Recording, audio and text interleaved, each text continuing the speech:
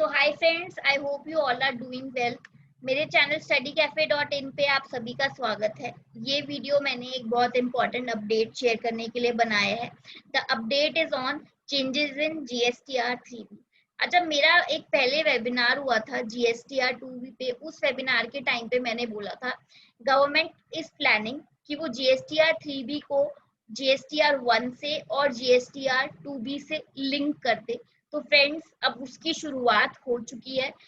क्या शुरुआत हुई है ये हम आज डिस्कस करेंगे। अच्छा, आगे बढ़ने से पहले अगर आपको ये वीडियो अच्छा लगे तो प्लीज इसे लाइक कर देना।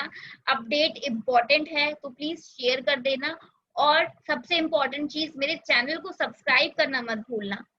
तो फ्रेंड्स, शुरुआत ये हुई है कि अब जब आप लॉग इन करके देखोगे तो अब आपको आपकी GSTR 3B की आपको ऑटो पॉपुलेटेड ड्राफ्टेड एक स्टेटमेंट नजर आएगी। वो कैसे नजर आएगी, वो क्या होगी, ये मैंने आप लोगों के लिए पहले ही डाउनलोड करके रखा है सब कुछ। तो मैं अब डिस्कस करूंगी आप लोगों के साथ।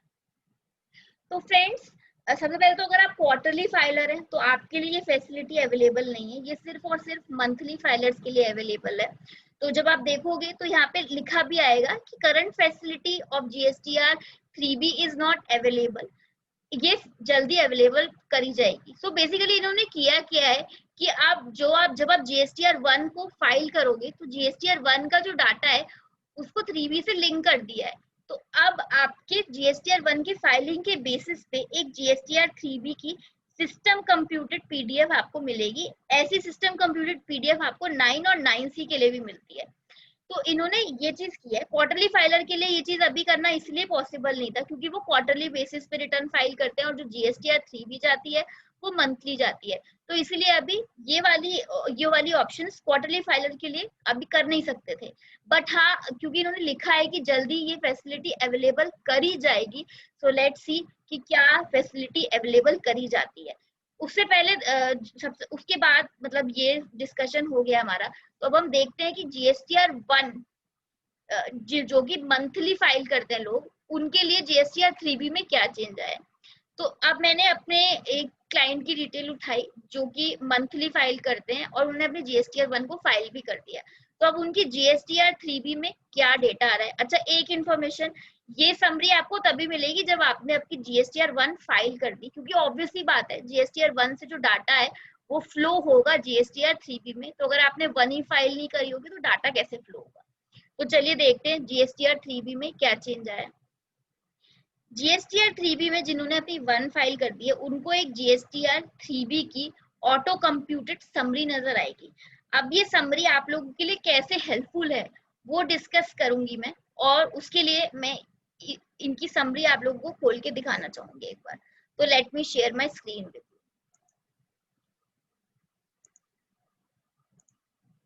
So this is the system computed summary. This is the system computed summary. यहाँ पे लिखा भी हुआ है कि ये सिर्फ और सिर्फ इंफॉर्मेशन और गाइडेंस पर्पस के लिए है। इनफैक्ट इसकी वार्निंग में भी लिखा है, इसकी डिस्क्लेमर में भी लिखा है, it is only for guidance purpose.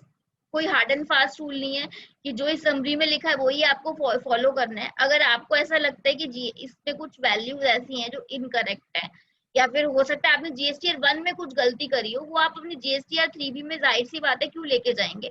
तो आप अपनी वेरिफिकेशन के बाद उसको चेंज भी कर सकते हैं, तो ऐसा कोई प्रॉब्लम नहीं है।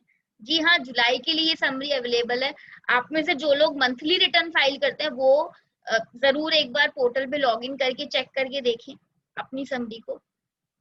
अच्छा, अब क्या क्या सेक्शंस में डिवाइडेड है। सबसे पहले तो सेक्शन 1 की बात करते हैं। ये summary obviously form GSTR 3B के हिसाब से है।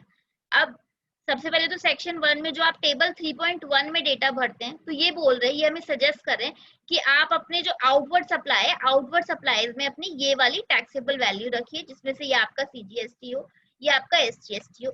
तो बेसिकली इसने ये वैल्यू जो मैंने अपनी GSTR 1 फाइल की उसके बेसिस पर यहाँ पे इन्होंने वैल्यू GSTR 3B में डाल दिया।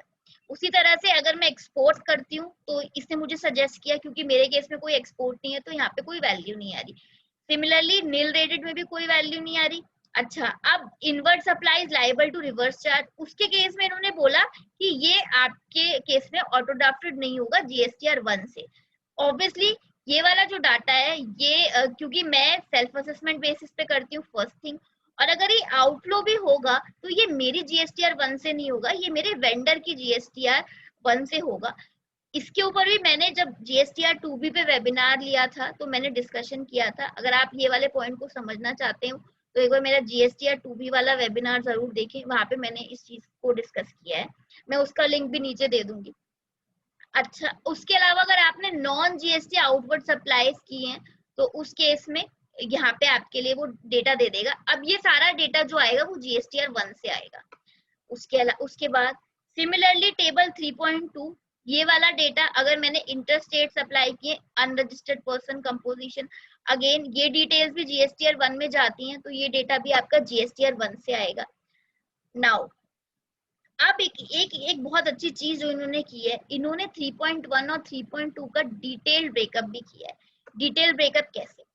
अगर मैंने यहाँ पे 4 लाख की इंफॉर्मेशन भरी है तो इससे मुझे बताया कि ये 4 लाख में से कितने आपके ऐसे पर्सन के हैं जो कि रजिस्टर्ड पर्सन है, कितने आपके ऐसे पर्सन के हैं जो कि जिसके आउटवर्ड सप्लाईज के ऊपर RCM एप्लीकेबल होता है, कौन सा ऐसा पर्सन है जो कि ई-कॉमर्स ऑपरेटर है, कौन सा ऐसा पर्सन है जो कि अनरजिस्टर्ड है लेकिन उसके invoice value more than 2.5 lakh है, कौन सा ऐसा पर्सन है जो कि ई-कॉमर्स ऑपरेटर है उसकी इनवॉइस वैल्यू 2.5 लाख है, और इसमें से कितना डीम्ड एक्सपोर्ट है।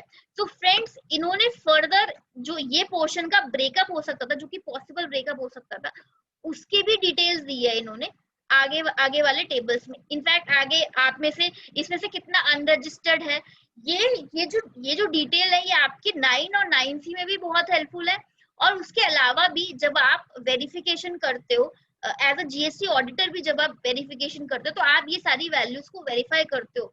तो ये जो स्टेटमेंट इन्होंने दी है, जो कि इन्होंने इस वाले पोर्शन का सिस्टम जनरेटेड ब्रेकअप दिया है, ये बहुत हेल्पफुल है मेरे अकॉर्डिंग। हम जब GSTR 3B फाइल करेंगे तो this is actually going to assist us, क्योंकि इसमें बहुत बार गलतियां हो जाती थी। कई बार ऐसा होता था कि एज अ चार्टर्ड अकाउंटेंट में अपने आर्टिकल को भरने के लिए देती थी, वो गलती कर देते थे। तो अब ये है, अगर स्टेटमेंट वो देख रहे हैं अच्छे से तो गलतियां होने के आसार कम होंगे। साथ ही साथ इस स्टेटमेंट से ये भी पता लगा सकती हूँ कि मैंने GSTR 1 में अगर कोई गलती की है तो मुझे ये भी GSTR 3B के टाइम पे भी मैं एक बार जब मैं इस स्टेटमेंट को गो थ्रू करूंगी तो मैं पता लगा सकती हूँ कि मैंने GSTR 3B 1 में फाइल करते टाइम अगर कुछ गलती की है तो वो क्या गलती है।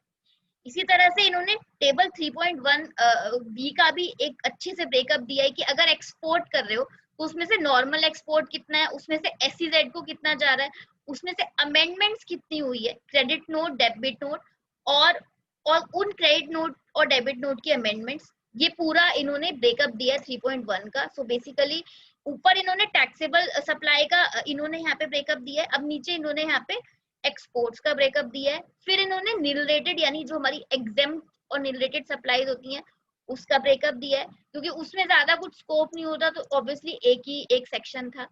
GSTR 3B का में जो आपकी नॉन GST सप्लाईज होती हैं उसका प्रॉपर ब्रेकअप दिया है।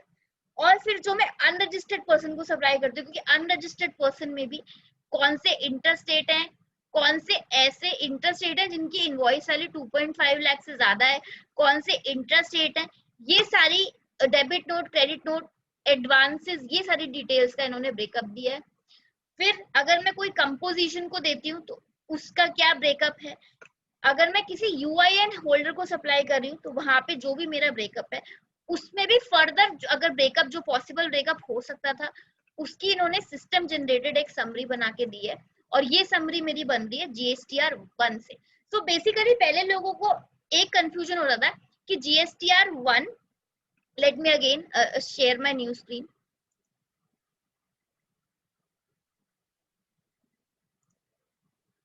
अच्छा, तो पहले कंफ्यूजन ये होता था कि हमें समझने में दिक्कत होती थी,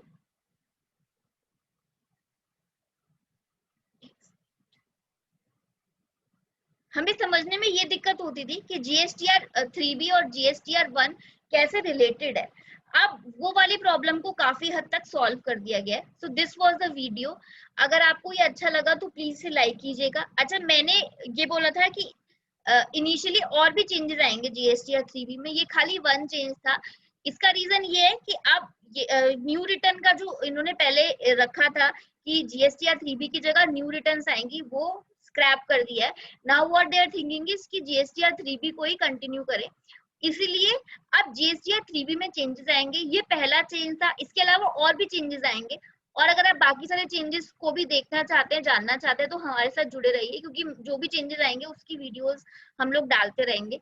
So this was all about the change which has come in GSTR 3B, जो कि अभी आया है। अगर आपको ये वीडियो अच्छा लगा, अगेन प्लीज इसे लाइक कीजिएगा, इसे शेयर कीजिएगा, मेरे चैनल को सब्सक्राइब कीजिए, और उसके बाद जब आप सब्सक्राइब करो तो प्लीज बेल आइकन जरूर प्रेस करना, इससे आपको इमीडिएट अपडेट मिलती रहती है। So this was all about the update. Thank you very much, friends. Have a nice day.